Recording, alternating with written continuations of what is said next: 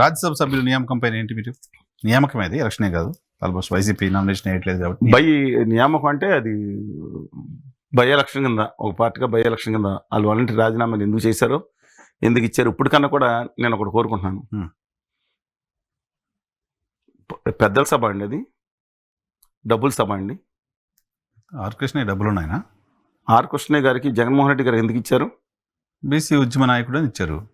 అంతకుముందు ఆయన ఏ పార్టీలో ఉన్నారు? ఏ పార్టీలో? తెలుగుదేశం పార్టీలో. తెలుగుదేశం పార్టీలో ఉండి తర్వాత పార్టీ నెగ్గగానే రాజీనామా చేయకుండా బయటకు వచ్చి నాకు ఆ పార్టీకి సంబంధం లేదని కూడా చెప్పినాను.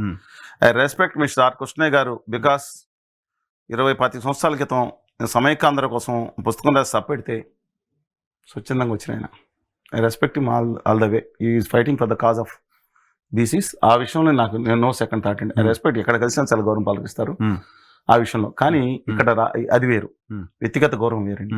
ఆయన ఆంధ్రప్రదేశ్కి సర్వనాశనం చేస్తాం అనే భావంతో ఉన్న కేంద్రంలో ఉన్న ఉత్తర భారతీయ జనతా పార్టీ అంటే కంపెనీ ఓ పక్కన విభజన హామీలు ఒక హోదా ఒక ఏమో ఒక చేస్తుంటే, అందులో ఒక భారతీయ జనతా పార్టీలో సభ్యుడి కింద ఆంధ్రప్రదేశ్ ప్రభు పార్టీలు ఇచ్చినాయి అంటే సిగ్గుచేటండి ఇది ఫస్ట్. రెండోది ఆర్ కృష్ణ గారికి రాజ్యసభ ఎవరిచ్చారు ఇంతకుముందు? జగన్మోహన్ రెడ్డి గారు. ఆంధ్రప్రదేశ్ గురించి కానీ, లేకపోతే ప్రత్యేక హోదా కానీ, విభజన హామీలు కానీ, మిగతా విషయాలు కానీ, ఈ విషయాలు కానీ ఒక్కసారి ఆంధ్రప్రదేశ్ హక్కుల కోసం, రాయలసీమ ఉత్తరాంధ్ర కోసం మాట్లాడినారు ఒకసారి కూడా? ఆర్ కృష్ణ ఒక్కడే కనపడ్డా? టాపిక్ వస్తాను. నత్వానీ గారికి ఇచ్చారేనండి. I'm coming back. ఎందుకు మీరు కంట్రోల్ మీరు నత్వానీ గారికి ఇచ్చారు, గుజరాతీ వ్యాపారి. మనకు వ్యతిరేకంగా ప్రవర్తించడానికి అనుకూలంగా మాట మాట్లాడలేదు. అలాగే చంద్రబాబు నాయుడు కూడా సురేష్ ప్రభు గారికి ఇచ్చారు. అలాగే ఆంధ్రప్రదేశ్కి ఏంటి అవసరం, మా మీద చాలా ఫైర్ అయిపోయిన పరకాల నిర్మల గారికి ఇచ్చారు. అదే నిర్మలా సీతారామన్ గారి పేరులో. అలాగే ఇచ్చినప్పుడు కనీసం రాష్ట్రానికి ఉపయోగం జరిగిందండి ఒక మాట తప్పితే. ఆ తర్వాత ఎవరు నిరంజన్ రెడ్డి గారికి ఇచ్చారు. వ్యక్తి మంచివాడే ఉండొచ్చు. ఆంధ్రప్రదేశ్ హక్కుల కోసం కూడా పార్లమెంట్ గట్టిగా నిరందించలేదు ఈ పరిస్థితిని. అంటే ఇదంతా కూడా వాళ్ళ రాష్ట్రంలో నడిచేదండి. ఒకటి గుర్తుంచుకోవాలి, ఇది చాలా అంటే వాళ్ళ రాష్ట్రంలో మా ఇష్టం అనుకుని ఇందులో బేద మస్తాన్ రావు గారు అంటే యాక్చువల్గా ఆయన పేరు ధనిక మస్తాన్ రావు గారు అని పేరు అంటండి. చాలా డబ్బున్న వ్యక్తి అంట ఆయన. అలాగే సానా సతీష్ గారు కూడా అద్భుతమైన డబ్బులున్న వ్యక్తి అంట. అంటే పెద్దల సభ అంటే డాబాగా డబ్బులున్న పెద్దల సభ. ఆర్ కృష్ణయ్య గారు మేబీ బికాస్ ఆఫ్ బీజేపీలో వాళ్ళు తెలంగాణలో చాలా స్ట్రాంగ్గా అవటాన్ని చూస్తున్నారండి. ఆ అయ్యే సూచనలో మందకృష్ణ మాదిగ గారు అనే ఒక మంచి ఉద్యమ నేత, మంచి ఉంటే నేను గట్టి ఉద్యమ నేత, ఏమో నోబడి నువ్వు వ్యతిరేకించు, ఆయన అభిమానించు, ఏదైనా చేసుకో. Is a fighter, no second thought అంటారు, రిలెంట్లెస్ ఫైటర్ ఆయన. సరే, ఆయన వాదం మీద మీకు అభిమానం ఉండొచ్చు, వ్యతిరేకం. ఆయన ఎలాగ లోపల పెట్టుకున్నారో ఆయన కూడా పంపిస్తారు దగ్గర నుంచి.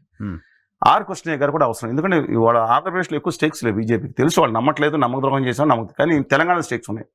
అందువల్ల ఆల్రెడీ రాజీనామా చేయించి లేకుండా రాజీనామా చేయడం కుదురుతుందండి. చేయించి ఒక రాజ్యసభ సభ్యుడి కింద ఇచ్చారు. అందుకని అది వేరు, అది వేరే కాన్ఫిడెన్స్ వచ్చింది. కానీ ఆంధ్రప్రదేశ్కి రాష్ట్రానికి ఉపయోగపడేట్లు ఎందుకు చేసుకోలేకపోయారండి? ఇంతకుముందు 5 పార్లమెంట్ సభ్యులు ఉండారా ఎవరు తెలుగుదేశానికి అట్ ద టైం 2019లో?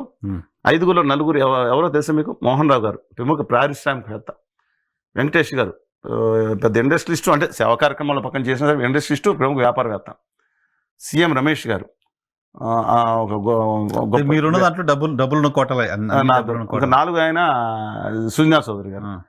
వీళ్ళందరూ కూడా టెక్కేల్మని బీజేపీకి జంప్ అయిపోయారు. కనకమేడల గారు లేదండి, 4 జంప్ అయ్యారు. డబ్బు లేదు, నాకు ఎక్కువ పరిచయం లేదు, కానీ డబ్బు లేని వ్యక్తి ఒక ఆయన ఉన్నాడు. ఎవరు? కనకమేడల గారు. ఆయన ఎక్కువ లేదు, ఆయన కంపేర్ ఆయన వ్యాపారం అడ్వకేట్ అనుకుంటా. నాకు తెలియదు, మీరేమో మిగతా మీ సమాచారం ఇస్తే నాకు తెలియదు. సర్లే, నాకు తెలియదు. ఏది ఆయన పండు నొప్పు కోసం అక్కడ చేయించుకొని లేని పేరు దిక్కుమాల ప్రచారం చేసిన సంబంధం లేదు. కొడుకు అక్కడికి వెళ్ళలేదు, పక్కన పెట్టండి. ఎందుకంటే పార్లమెంట్లో మాట్లాడేదే, ఎప్పుడు సభకు మాకు వచ్చినా ఎవరిని వచ్చినా కనపడే వాళ్ళు వస్తారు అక్కడికి. మేము ధర్నా పెడితే వస్తాం. జగన్మోహన్ రెడ్డి గారు 5 సంవత్సరాలు ఆయన ఉన్నాడు కదండి. దాదాపు లాస్ట్ మీట్లో 6 నెలల తర్వాత ఫైట్ చేశాడు. ఈయన ఎప్పుడైనా వచ్చాడు. అలాంటి వాళ్ళు కనపడలేదు.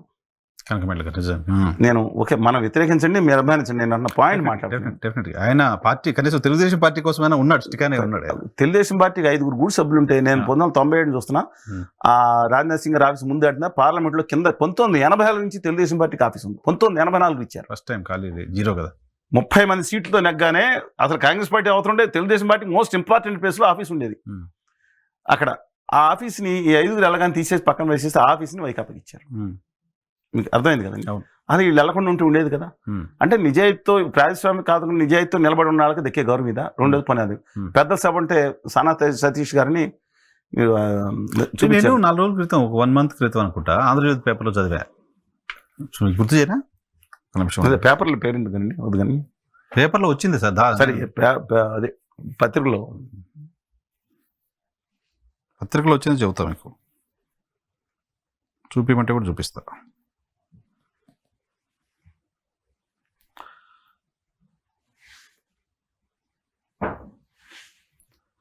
చానా ముదురు అని ఒక వార్త రాశారు. కూటమి సర్కార్లో చక్రం చెప్తున్న రాజ్యాంగేతర శక్తి. మంత్రి లోకేష్ పేరు చెబుతూ మంత్రాంగం. మైనింగ్ కాంట్రాక్టులు పోస్టింగుల్లో హవా అని సానా సతీష్ గారి గురించి రాశారు. పరిచయం లేదండి. ఆయన ఇప్పుడు రాజ్యసభ సభ్యుడు. అదే లేదు, ఎక్కువ కూడా లేదు. యాజ్ ఫర్ ఆంధ్రజ్యోతి పెద్దల సభకు రాజ్యాంగేతర శక్తి. తెలుగుదేశం పార్టీ కోసం ఆయన కూడా సుదీర్ఘంగా పనిచేసినట్టున్నారు. ఏంటండి? తెలుగుదేశం పార్టీ కోసం పనిచేసినట్టున్నారు. నాకు తెలియదు, బహుశా ఏ తెలుగుదేశం పార్టీ గురించి. ఎన్టీఆర్ తెలుగుదేశం, చంద్రబాబు నాయుడు దక్షిణ భారత్ గారు తెలుగుదేశం, చంద్రబాబు నాయుడు గారు తెలుగుదేశం. తెలియదు నాకు. అంతర్గతంగా పనిచేస్తుంటారా కానీ నేను ఆ పార్టీలో లేను. సరే, ఆ పార్టీలకు ఉపయోగపడతారు. ఆంధ్రప్రదేశ్ రాష్ట్రానికి అయితే ఉపయోగపడే సెలక్షన్ కాదు. నాకు ఒక్కటే బాధగా ఉందండి.